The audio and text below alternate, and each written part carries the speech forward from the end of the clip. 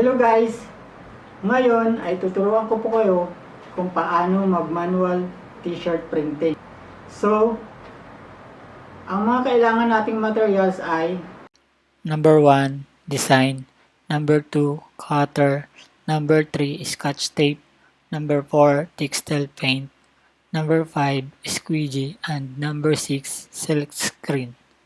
Yan po yung mga materials na gagamitin natin para sa t-shirt printing. at syempre, kailangan natin ng t-shirt. Okay, tara, simulan na natin guys. Ang una natin gagawin ay lagyan ng scotch tape ang design natin para hindi siya masira sa pag-cut out. Tapos i-cut out na po natin.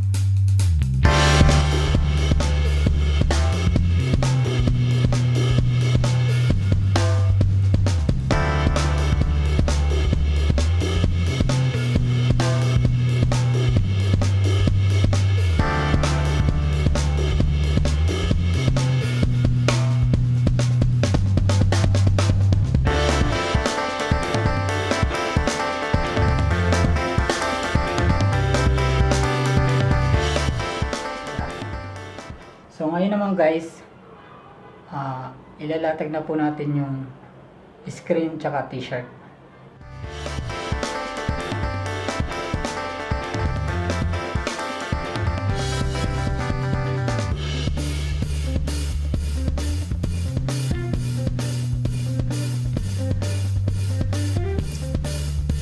Pag nalatag na ng mabuti yung design tsaka silk screen, ilagay na natin yung pintura sa ibabaw ng screen.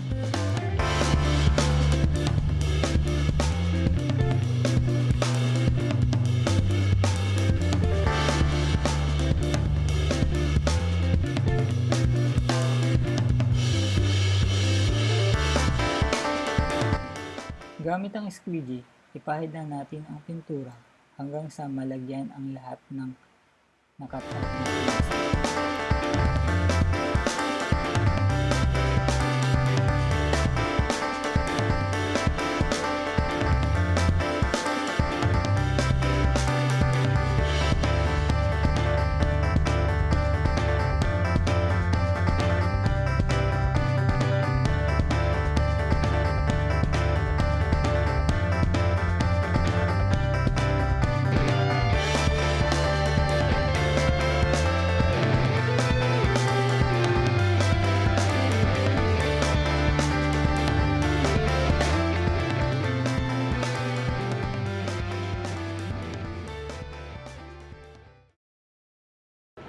So ayun nga guys, natapos na tayo sa t-shirt printing natin at ito na po yung final output.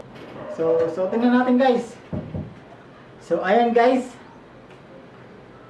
ito na yung t-shirt na gagamitin ko para sa vlog. Dito ko na rin po tatapusin ang video na ito. Sa lahat po ng nanood at sumuporta sa channel ko, maraming salamat po. At kung bago ka naman po dito, huwag niyo pong kalimutan i-click ang subscribe button. Thank you!